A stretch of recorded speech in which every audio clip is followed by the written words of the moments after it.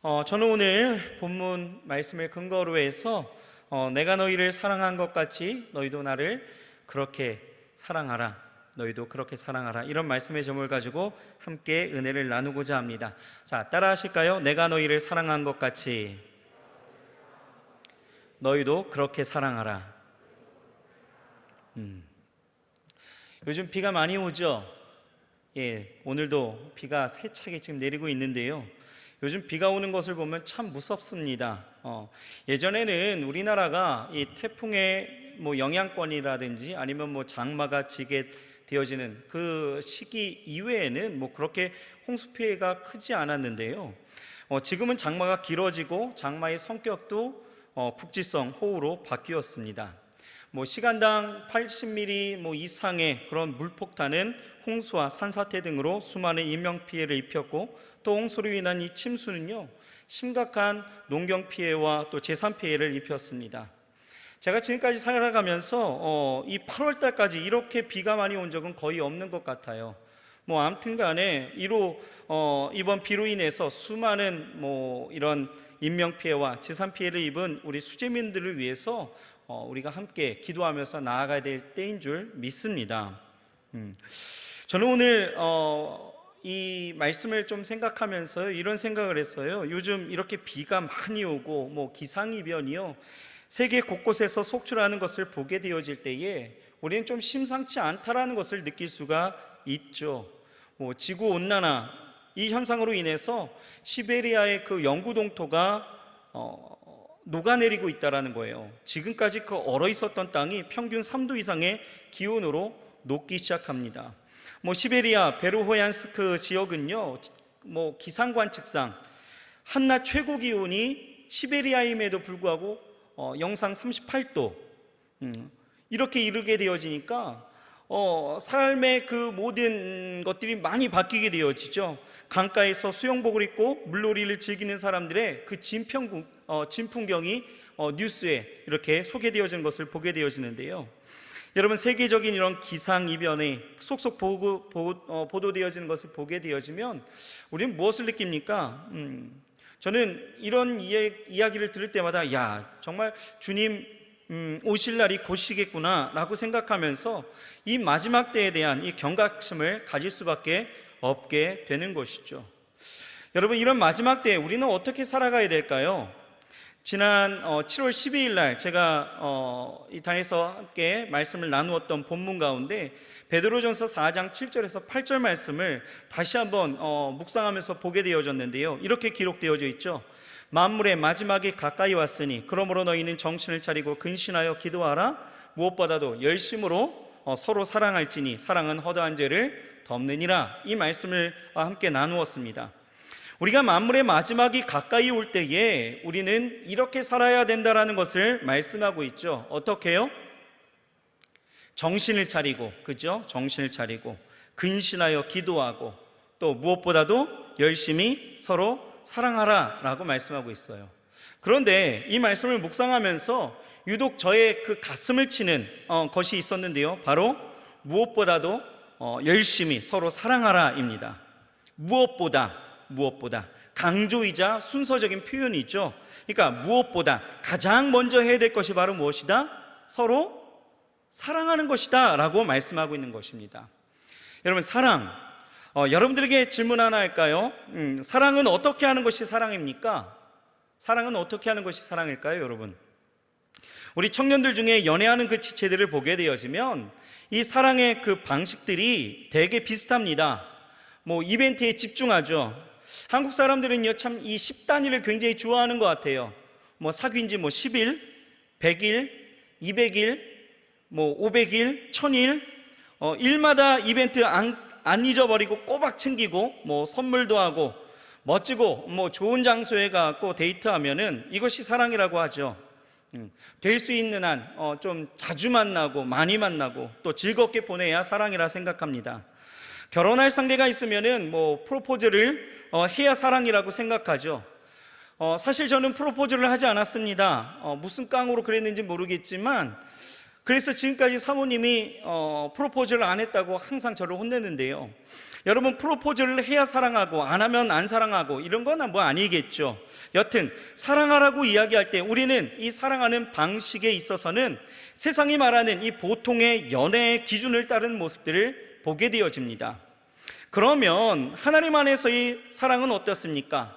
교회에서는 사랑하라고 이렇게 설교를 많이 듣게 되어지는데, 사랑하라고 이야기한다라면 뭐 이웃에 대해서 친절히 대하고, 뭐 관계적인 면에서 사랑의 또 다른 말이 용서이니까 나를 해코지하는 이 상대를 어떻게든 뭐 용서해 보겠다라고 하고, 뭐 나에게 상처를 준 사람을 용서하려고 노력하는 것, 뭐 이런 것을 우리는 사랑 이렇게 생각을 합니다.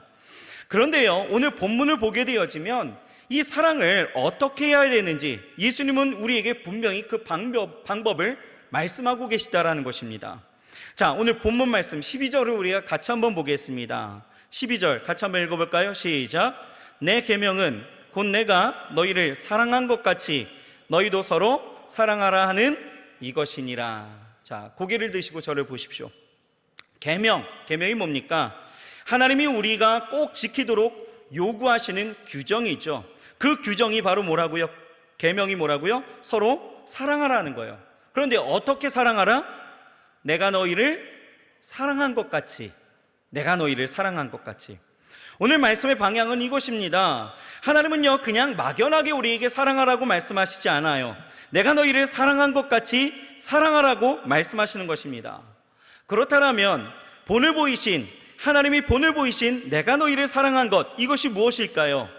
하나님이 우리를 어떻게 사랑하셨습니까? 어떻게요? 바로 우리의 죄를 대속하시기 위해서 하나님 자신이 이 땅 가운데 오셔서 우리를 위해서 죽으신 그 사랑을 말하는 것이죠. 여기서 우리는 하나님이 보이신 그 사랑의 두 가지의 특징을 볼 수가 있습니다. 하나님이 우리에게 보이신 그 본이 바로 이거예요. 첫 번째는 자기 희생적인 사랑이었다라는 것이죠. 자기 희생적인 사랑. 하나님은요, 우주를 창설하십니다. 그리고 만물의 창조주로 사람을 만드시죠. 사람을 만들 때 어떻게 해요? 하나님의 형상대로 만드십니다. 여러분, 얼마나 사랑을 주고 싶고 얼마나 사랑을 나누고 싶은 그 친밀함을 생각하셨다라면 이 사람을 만들 때 그 어떤 피조물과는 다르게 하나님의 영을 불어주시면서까지 그 형상대로 창조하셨을까요? 하나님은 그렇게 사람을 만드셨다라는 거예요. 그렇게 사랑하셨다라는 거예요. 그런데 사람은 하나님과의 그 사랑의 관계를 유지하지 못하게 되어지죠. 하나님이 주신 그 자유의지를 가지고 사단의 꾀임에 빠져 불순종의 죄를 저지르게 되어집니다.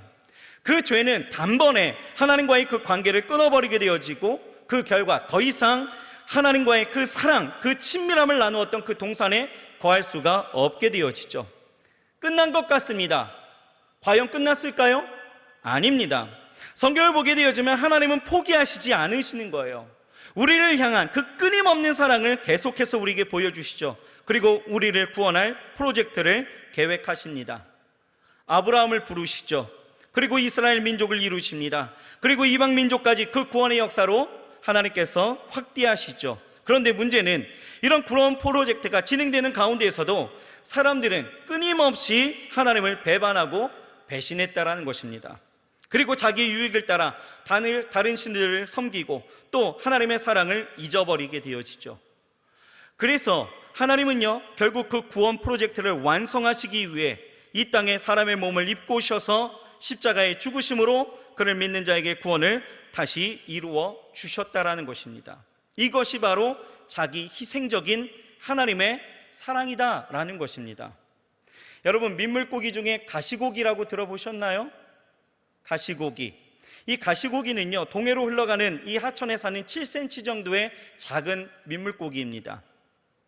물고기 대부분은 이 암컷이 산란하고 부화될 때까지 보호하지만 이 가시고기는 좀 다릅니다. 암컷이 산란하게 되어지고 떠나가게 되어지죠. 그러면 수컷이 와서 이 산란된 알들을 부화될 때까지 보호하고 지켜내게 되어집니다. 알들이 부화하게 되어지면 가시고기는 어떻게 합니까? 이 가시고기 아빠는 이 새끼들을 먹이기 위해서 자신의 머리를 돌에 부딪히게 되어지는 거예요. 그리고 죽게 되어지죠. 그리고 자신의 살을 새끼들로 먹게 했다라는 거예요. 그래서 가시고기는요, 이 부성애가 강한 물고기로 우리가 잘 알고 있죠. 이런 가시고기와 같은 이 부성애를 그린 소설이 조창인 작가가 쓴 가시고기입니다. 불치병에 걸린 아들을 살리기 위해서 자신의 그 몸을 돌아보지도 않고 헌신했던 그 아버지, 결국 아버지는요 불치병 아들을 살려내고 자신은 병들어 죽음을 맞이한다는 내용의 소설입니다. 자기를 희생하며 사랑을 베푼 이 아버지의 사랑, 이 사랑은 비단 우리 하나님이 우리에게 베푸신 사랑과 매우 흡사하다라는 것입니다. 이렇듯 하나님은요, 하나님이 그렇게 하셨던 것처럼, 자기를 희생하며 사랑을 베푸시며 나아가셨던 것처럼 우리에게도 그렇게 살기를 지금 요구하고 계신다라는 거예요. 또 하나님의 사랑 두 번째 특징은 바로 무엇입니까? 아가페적인 사랑이죠. 많이 들어보셨습니다. 아가페의 사랑 무엇입니까? 어떤 사랑이죠? 아가페, 조건이 없는 거예요. 한마디로 이야기하면 수직적인 사랑, 이렇게 이야기할 수 있죠. 마치 부모가 자식을 사랑하는 것과 비슷합니다. 모든 부모의 마음은 자녀에게 더 많은 것을 주지 못해서 안타까운 마음을 가지지, 자식을 많이 사랑한다고, 그래서 손해봤다라고 말하는 사람은 아무도 없을 것입니다.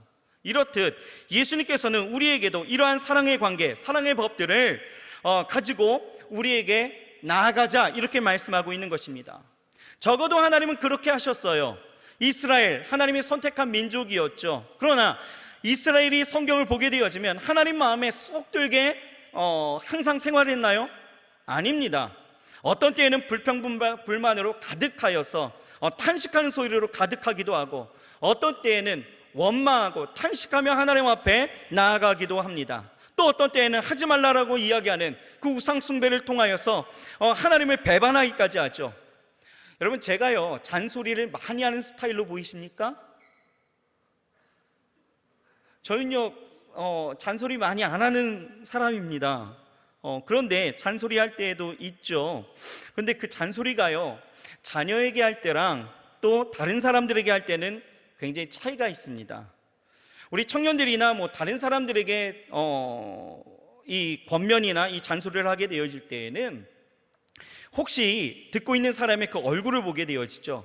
그런데 듣는 사람의 얼굴색이 변하여서 이렇게 일그러지게 되어지면은 다르게 되어지면 하다가도 더 이상 말하지 않습니다. 왜요? 말해봤자 꼰대밖에 되지 않는 거예요. 그렇죠? 하지만 저희 자녀 우리 에녹이 에스더에게만큼은 다릅니다.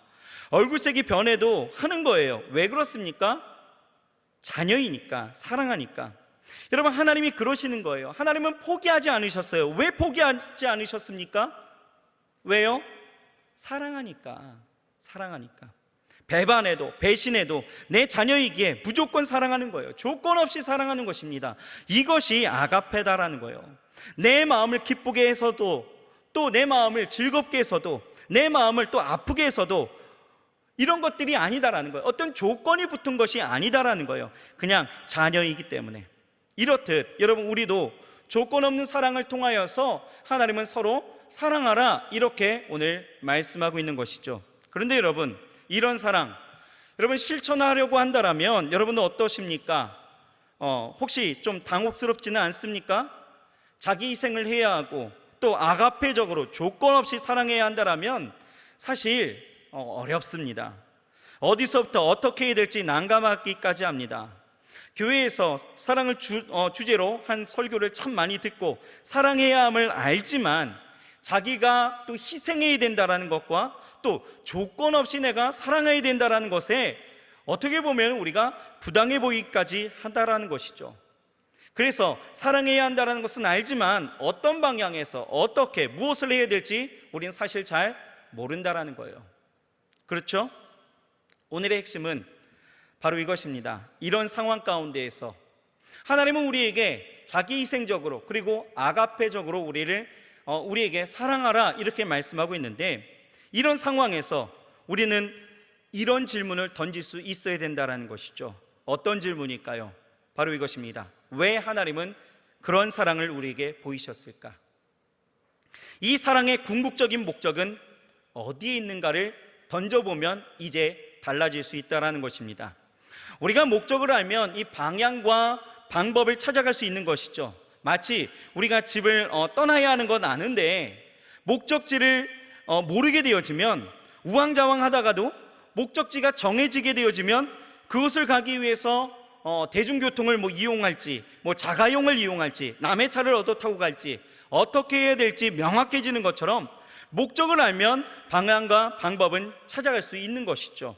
마찬가지로 우리가 하나님이 보여주신 그 사랑의 목적을 알게 되어지면 우리가 행할 이 사랑의 방향과 방법을 우리는 쉽게 알 수가 있다라는 것입니다. 그렇다면 여러분, 하나님이 우리에게 보여주신 그 사랑의 궁극적인 목적은 어디에 있을까요? 어디예요? 우리 좀 아까 광고 영상에서도 우리 담임 목사님 말씀하셨죠. 어디에 있어요? 구원입니다. 구원. 죄로부터 구원, 영혼을 살리기 위함이고 또 하나님과의 그 관계의 회복이에요. 맞습니까? 예. 다시 말해서 사랑이라는 것은 생명을 살리는 것에 궁극적인 목적이 있다라는 것입니다. 하나님이 나를 살리기 위해서 희생적이고 아가페적인 사랑을 베푸신 것처럼 내가 할 수 있는 이 사랑도 생명을 살리는 것의 목적이 되어야 되는 것이죠. 그것이 무엇일까? 그것이 무엇일까요? 바로 생명을 전하는 일입니다. 복음을 전하는 것이죠. 그래서 우리는 이 사랑 안에서 전도와 선교의 그 개념을 우리는 발견할 수가 있는 것입니다. 하나님은요, 하나님 안에 있는 그 생명을 우리에게 주셨습니다. 그렇다면 우리도 우리 안에 있는 것을 전해 주어야 되는 것이죠. 여러분, 우리 안에 있는 것이 바로 무엇일까요? 우리 안에 있는 것, 사도행전 3장을 보게 되어지면요, 이런 말씀이 있습니다. 제9시, 그러니까 지금으로 하면 오후 3시쯤 되어지죠. 기도 시간에 이 베드로와 요한이 성전으로 올라가게 되어집니다. 이때 나면서부터 안진뱅이 된 자를 사람들이 메어오는 것을 보게 되어집니다. 이 사람은 성전 미문에 앉아서 들어가는 사람들에게 구걸하기 위해서 날마다 나와서 그렇게 앉아 있었죠. 이 사람이, 베드로와 요한이 이제 성전에 들어가는 것을 보게 되어지고 그들을 향하여서 구걸하게 되어집니다. 이때 베드로는 이야기하죠. 뭐라고 이야기합니까? 우리 잘 아는 말씀이죠. 은과 금은 내게 없거니와 내게 있는 것으로 내게 주노니 곧 나사렛 그리스도 예수 그리스도의 이름으로 걸으라 하고. 다 아시죠? 네. 은과 금은 내게 없어요. 하지만 내게 있는 것으로 너에게 줄 거래요. 그러면서 어떻게 합니까? 곧 나사렛 예수 그리스도의 이름으로 일어나 걸으라 하면서 잡게 되어지죠. 여러분, 베드로가 준 것은 바로 무엇입니까? 은과 금이었나요? 아니었습니다. 베드로가 준 것은 내게 있는 것으로 베드로 안에 있었던 것은 바로 무엇이에요? 바로 예수의 생명입니다. 맞습니까? 예. 그래서 우리는 이 사랑하기에 앞서서, 이 복음을 전하기에 앞서서 먼저 우리는 우리 안에 무엇이 있는지를 발견해야 되는 것입니다. 자, 여러분 안에는 무엇이 있으십니까? 가장 기본적으로 하나님이 주신 구원의 은혜가 있습니다. 그렇습니다. 사랑은요, 은혜로 하는 거예요. 은혜로. 죄인인 나를 구속하신 그 주님의 긍휼도 우리 안에 있습니다. 우리는 이것을 이미 경험했기 때문에 우리 안에 있는 것, 여러분, 확실합니다. 무엇보다 우리 안에는요, 성령이 있습니다. 맞습니까? 성령이 있으십니까? 아멘. 여러분, 하나님이 성령을 우리에게 주신 이유가 있어요. 왜 주셨을까요? 왜 우리에게 성령을 주셨을까요? 그 증거가 사도행전 1장 8절에 우리에게 분명하게 말씀하시는 것이 이렇게 말씀하시죠. 오직 성령이 너희에게 임하시면 너희가 권능을 받고 예루살렘과 온 유대와 사마리아와 땅끝까지 이르러 내 증인이 되리라 하시니라. 아멘.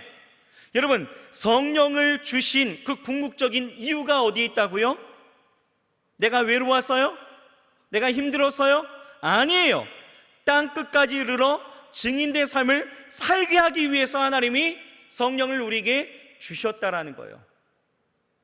하나님이 나에게 달란트와 재능, 세상에서의 그 부르심과 높으심, 그리고 능력과 축복, 은사 왜 주셨습니까? 왜요? 결국 그것으로 사랑하라는 것이에요. 생명을 전하고 복음을 전하기 위해서, 구원과 회복을 전하기 위해서 우리 안에 주셨다라는 것입니다. 예수님의 행적을 보세요. 예수님의 그 행적을 보게 되어지면 예수님은 가난하고 소외된 자들과 함께 하셨습니다. 그리고 그들에게 하나님의 나라를 전하시게 되어지죠. 그리고 그 안의 능력으로 그들을 고치십니다. 가난하고 병든 자들이 나올 때 그들을 깨끗이 치료하십니다. 무엇하신 거예요? 고쳐주시면서 그 안에 생명을, 사랑을 전하셨다라는 거예요. 이때 여러분, 나음을 입은 자들은 어떻습니까? 성경을 보게 되어지면 그들은 육체만 산 것은 아니었습니다. 병든 것만 고쳐진 것은 아니었습니다. 성경을 보게 되어지면 예수님께서 그들을 고치실 때 뭐라고 하셨어요? 뭐라고 하셨습니까? 네가 나음을 입었노라? 라고 말씀하셨나요? 아니죠. 예수님께서 말씀하신 건 바로 그겁니다. 네가 구원을 얻었노라. 할렐루야. 육체적인 것만 하나님이 고쳐주신 것이 아니라 뭐예요? 영혼까지 구원해 주셨다는, 그 생명을 전해 주셨다는 거예요. 그 사랑을 베풀어 주셨다는 것이죠. 이렇듯 여러분, 우리의 삶 속에서 사랑하는 것은 다른 것 아닙니다. 내 안에 있는 그 예수의 생명을 뭐 하면 되는 거예요? 전하는 것이 사랑이다라는 거예요. 좌우 옆 사람에게 인사합시다. 내 안에 있는 것으로 전합시다 라고 인사합시다. 예수의 그 생명을 전하는 것은 우리가 사랑하는 방법이에요. 예수의 그 생명을 전하는 것은 결국 하나님의 구원 프로젝트 사역에 우리가 동참하는 것이고 또 동역하는 것입니다. 예수님은 이런 동역하는 자들을 뭐라고 하시느냐? 자, 우리 14절 말씀을 같이 보시겠습니다. 예수님께서 참으로 놀라운 선언을 하고 계시죠. 뭐라고 말씀하십니까? 같이 읽어볼까요? 시작. 너희가 나의 명하는 대로 행하면 곧 나의 친구라. 즉 이제부터는요, 제자들을 종으로 부르시는 것이 아니라 종이라 하지 아니하시고 뭐라고요? 친구라 하시겠다라는 거예요. 여러분, 종이 무엇입니까? 종은 일종의 살아있는 도구예요. 도구. 인격이 아닙니다. 도구예요. 매우 비참한 존재이죠. 종은 단지 주인의 소유물 가운데 하나입니다. 행동의 자유가 있을까요? 없습니다. 종은 주인의 명령에 아무 이유를 달 수가 없습니다. 그저 복종하고 단순히 순응해야 합니다. 그리고 어떤 가혹한 형벌에도 반항할 수가 없었습니다. 혹 무거운 죄를 범했을 경우에 법적인 절차대로 나아가는 것이 아니죠. 그냥 주인의 손에 처형되는 것이 상례였습니다. 그리고 종은요, 주인과의 그 대화는 하였어도 진정한 의미의 교제는 없었다라는 것이죠. 그러므로 종은요, 주인의 깊은 생각을 알지 못했다라는 거예요. 하지만 친구는 다르죠. 친구는 달랐습니다. 주인의 친구는 어떻습니까? 주인과 아무런 거리낌 없이 교제할 수 있었죠. 친밀함이 있었습니다. 그리고 무엇보다 주인의 친구는 친구의 그 마음과 뜻을 알고 신뢰하면서 사랑하는 마음으로 친구의 일을 뭐 하는 거예요? 돕게 되어지는 거죠. 절친한 친구 간에는 격이 없는 그 교제와 우정을 나누고 서로가 서로를 돕게 되어집니다. 예수님께서 제자들에게 친구라 선언하신 것도 바로 이러한 맥락이다라는 거예요. 즉 주인이 종에게는 자신의 그 의중과 비밀을 드러내지 않지만 친구에게는 자기의 생각도 털어놓고 또한 자신의 그 마음도 알리는 것처럼 예수님께서는 제자들을 친구로 대하셨기 때문에 하나님께로부터 받은 자신의 사역이 갖는 모든 뜻과 자신이 장차 이루어가야 될 그 인류 구원의 위대한 일들을 숨김없이 밝히셨다라는 거예요. 왜요? 친구로 부르셨기 때문에. 그리고 그들이 그 사역에 동역할 수 있게끔 하셨기 때문에. 이와 같이 여러분, 오늘날 우리가 생명을 전하는 이 사랑을 하게 되어질 때에 하나님은 진실로 우리를 무엇으로 삼아 주실까요? 친구로 삼아 주시는 거예요. 아멘. 저와 여러분들이 사랑하게 되어질 때에, 복음을 전하고 생명을 전하게 되어질 때에 우리 주님은 나를 뭐라고 부르시는 거예요? 친구라 말씀하신다라는 거예요. 그런 점에서 우리는 주님의 최고의 명령인 이 서로 사랑하라는 이 계명을 기쁨과 즐거움으로 실천할 수 있어야 되는 것입니다. 또한 주님께서 우리에게 주신 이 복음 전파의 사명도 우리가 누가 시켜서가 아니죠. 능동적으로 수행할 수 있어야 되는 것입니다. 왜요? 친구처럼 친구로 삼아 주셨기 때문에. 이제 우리는요, 이 사랑을 실천함에 있어서 두 가지의 방향성을 갖고 이제 나아가야 합니다. 두 가지 방향성이라는 것은 믿는 자에게 행하는 사랑과 또 믿지 않는 자에게 행하는 사랑의 방법은 좀 다르다라는 거예요. 자, 먼저 우리가 믿지 않는 자에게 행할 수 있는 사랑은 무엇입니까? 믿지 않는 자에게 당연하죠. 바로 그 생명을 전하는 것입니다. 전도예요. 생명을 잃은 자에게 생명을 주는 것, 이것이 가장 최고의 사랑입니다. 하나님의 형상을 상실한 자들에게 그 형상을 회복할 수 있도록 도와주는 것, 이것이 사랑입니다. 여러분들이 주위를 한번 둘러보십시오. 아직 죄의 종로를 타는 사람들이 있습니다.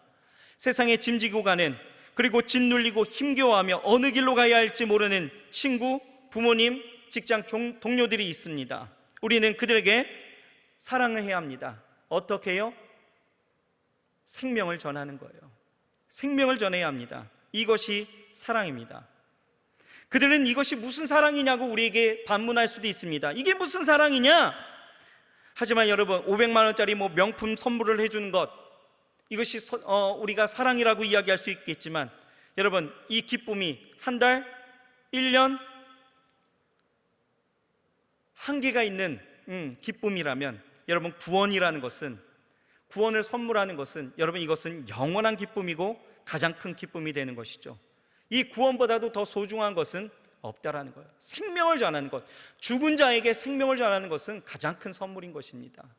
이것이 사랑하는 방법이에요. 사랑입니다, 이게.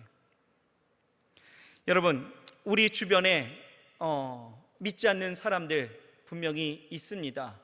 왜 우리를 그 자리에 서게 하셨고, 왜 우리를 그들과 만나게 하셨고, 왜 우리를 그들로 보게 하셨을까요? 왜요? 사랑하라고. 여러분, 이 일에 우리는 주님의 친구 되어 동역해 나아갈 수 있어야 될 줄 믿습니다. 하나님의 구원 프로젝트, 이것에 우리는 동역할 수 있어야 되는 것이죠. 두 번째는 여러분, 믿는 자에게 행할 수 있는 사랑입니다. 믿는 자에게 행할 수 있는 사랑은 무엇일까요?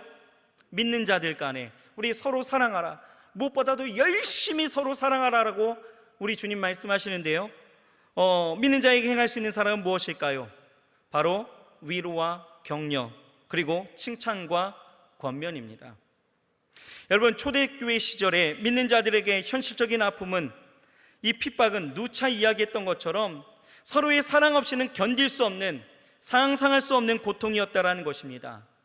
당장의 삶에서 죽느냐 사느냐의 문제이죠. 그래서 이런 현실 속에서 과연 신앙을 어떻게 해야 될지, 이 그리스도의 공동체에서 떠나야 될지 말아야 될지를 고민하며 또 흔들리고 그렇게 어려워했던 때였습니다. 이때에 서로 사랑함이 그들의 모든 어려움을 이길 수 있는 버팀목이 되어줄 수 있었는데, 여러분, 그들의 서로의 위로와 격려와 칭찬과 권면은 서로를 붙잡아주고 서로를 그 생명 안에 있게 하는 놀라운 은혜였다라는 것입니다.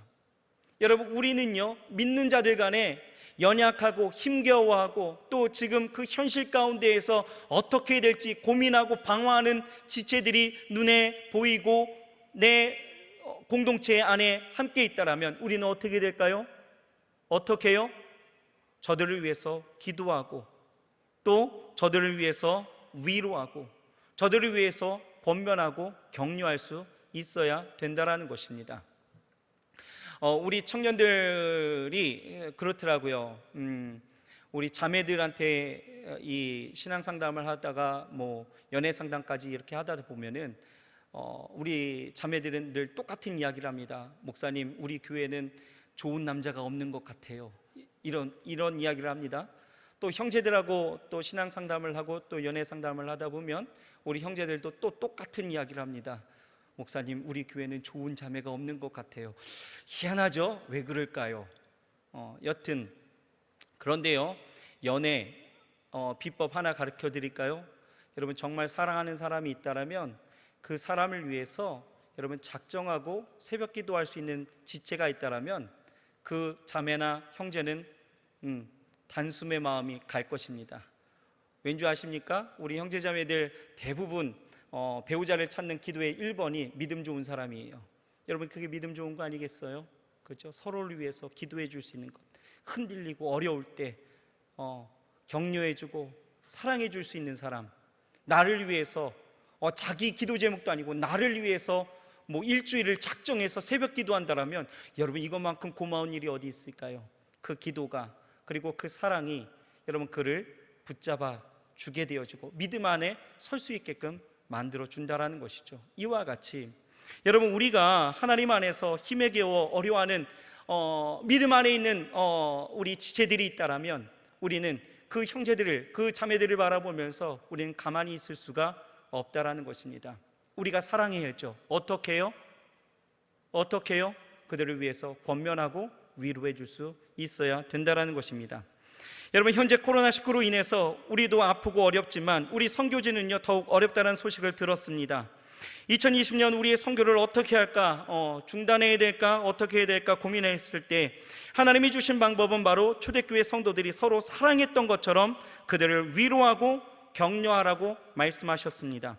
그래서 대청 올해 선교는요, 고린도후서 1장 4절의 말씀, 우리가 모든 환난 중에서 우리를 위로하사 우리로 하여금 하나님께 받은 위로로서 모든 환난 중에 있는 자들을 능히 위로하게 하시는 이시로다, 이 말씀을 부여잡고 저들을 위로하며 사랑을 전하길 작정했습니다. 그래서 오늘 우리 교회 성도님들과 이 비전을 함께 나누게 되어지며 저들에게 사랑을 전해줄 재정과 이 물품을 모금 운동을 통해서 진행해 나아갔는데, 아무쪼록 우리의 이 위로와 격려가 코로나19로 인하여서 위기를 맞이한 이 선교지의 교회와 성도들에게 더욱더 큰 하나님의 사랑으로 전달되어지고 또 선교지가 더욱더 굳건하게 세워져 나아가기를 소망합니다. 우리 하나님 안에서 여러분, 계속적으로 우리는 우리 믿음의 공동체 안에서만 또 우리가 사랑할 것이 아니라 우리가 선교했던 그 선교지에 우리 모든 지체들, 그 성도들을 향하여서도 우리는 사랑을 베풀 수 있어야 된다는 것이죠. 사랑의 베품이 어떻게 해요? 뭐 물질로도 뭐 물품으로도 전하여지겠지만 무엇보다도 우리의 기도가 더 절실하다라는 것이죠. 우리는 그렇게 사랑해야 합니다. 서로를 위해서 중보하고 서로를 위해서 아낌없이 격려하고 위로해 줄 수 있는 우리의 기도와 우리의 후원이 분명히 필요하다라는 것이죠. 여러분, 기도해 주십시오. 선교지를 위해서, 또 여러분들의 삶의 자리에서 어려워하고 힘겨워하는 지체들을 바라보며 기도해 주십시오. 그리고 무엇보다도 믿지 않는 우리 형제자매들, 그리고 우리 부모님들, 그들을 향하여서 우리는 생명을 전할 수 있어야 되는 것입니다. 여러분, 이것이 뭐 하는 거예요? 사랑하는 것입니다. 그 사랑을 베풀고 나눌 수 있는 저와 여러분들이 되어야 할 줄 믿습니다. 우리 저희 옆 사람에게 우리 진짜 이 마음을 갖고 함께 고백하겠습니다. 당신을 사랑하고 축복합니다 라고 인사하겠습니다.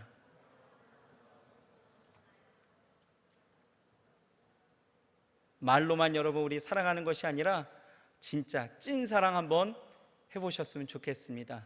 여러분들의 삶의 자리에서, 그리고 선교지를 향하여서 여러분들의 사랑을 계속적으로 베풀어 주시길 주의 이름으로 부탁합니다. 기도하겠습니다. 사랑의 하나님, 감사합니다. 아버지 하나님, 우리에게 사랑하라 명하십니다.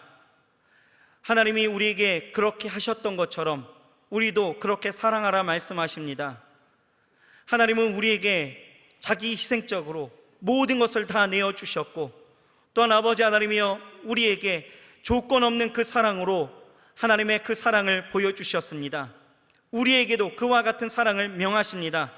하나님, 그 사랑을 명하셨지만 우리는 어떻게 무엇을 해야 될지 몰라 하나님, 사랑해야 되는 것은 알지만 사랑하지 못했던 우리의 모습들도 분명히 있었음을 고백합니다.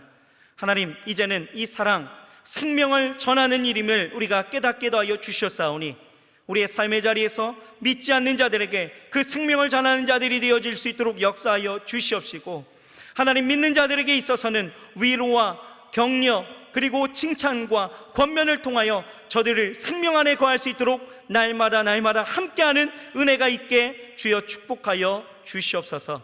하나님, 이것을 다짐하며 이제 세상을 향하여 또한 우리 삶의 자리로 돌아가 살아갈 때에도 사랑하며 무엇보다도 이 마지막 때에 열심히 사랑하며 살아갈 수 있도록 주께서 역사하여 주옵시사. 그런 우리에게 하나님 친구라 명하여 주셨사오니 하나님의 그 구원 프로젝트에 동참할 수 있고 동역할 수 있는 우리 모두가 되기도 하여 주시옵소서. 예수님의 이름으로 감사하며 간절히 기도드렸사옵나이다. 아멘.